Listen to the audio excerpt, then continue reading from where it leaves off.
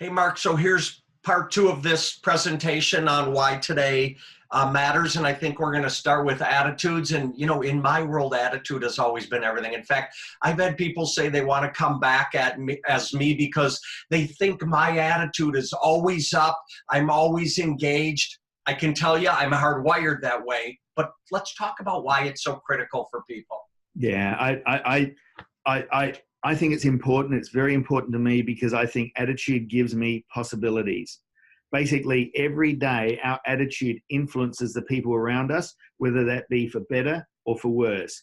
And taking responsibility for our outlook on our life and making the necessary adjustments to keep my attitude positive just has such a massive influence. You know, it's like any discipline. Your attitude will not take care of itself. You need to attend to it daily. And when you do, the positivity that you will gain and the opportunities that come from relationships and everything you encounter is just very positive. I know it sounds very cliche, but there's the old expression about getting up on the wrong side of the bed, right?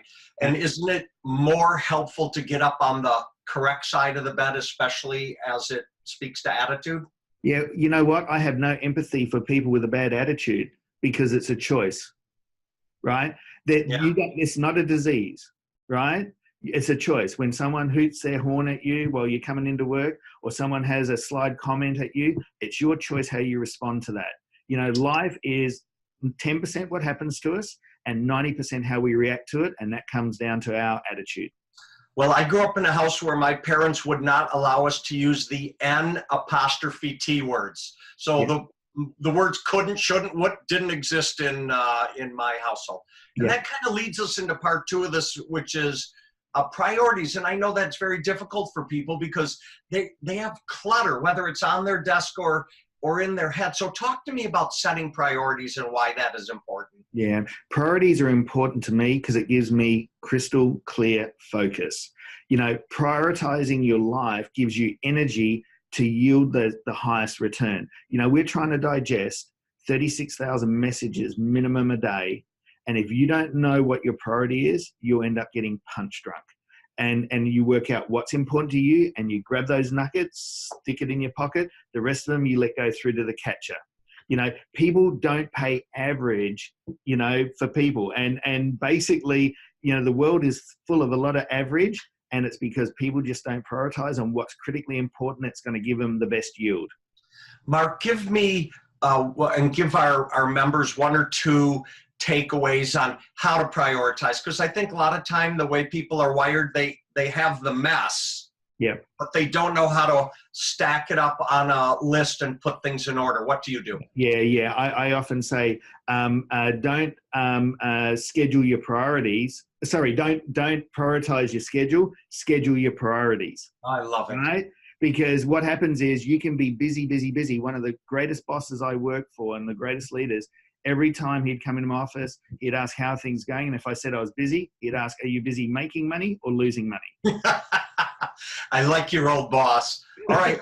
Lastly, in this presentation, and of course, I think we could do 2 hours on this, is talking about why your personal health is so critical. And as you know, I thank you time and time again for helping me move towards the vegetarian path, because I feel way healthier eating less meat, although bacon is still a food group in my world. But talk about health in general, please. Yeah, I value my health because it gives me strength, Alan.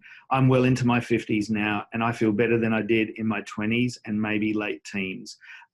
This is about making decisions on a daily basis, as little as they may appear, whether it be what we eat, what we exercise, and even the health of what we digest and the noise around us. This is what actually is healthy. You know, health is wealth. And I think it's really critical in that area. And you look at anyone who maintains health, it's very good for their attitude and everything else that they do. And I think Mahatma Gandhi, I think, had one of the greatest quotes of all time when he said, when people asked what fascinated him the most, he said he cannot understand why people spend most of their health to gain their wealth, and then in later years, they spend all their wealth to regain their health. How appropriate is that? Well, we know, and you know you don't look well in your 50s. I tell you that all the time. So you must have an older brother or something. But the being there's a very strong combination between physical and mental health. I know we're going to cover more of that later, and I can't wait to get into family, which is next. So I'll see you soon. Good stuff. Thanks a lot, Allan. Catch you shortly. Bye-bye.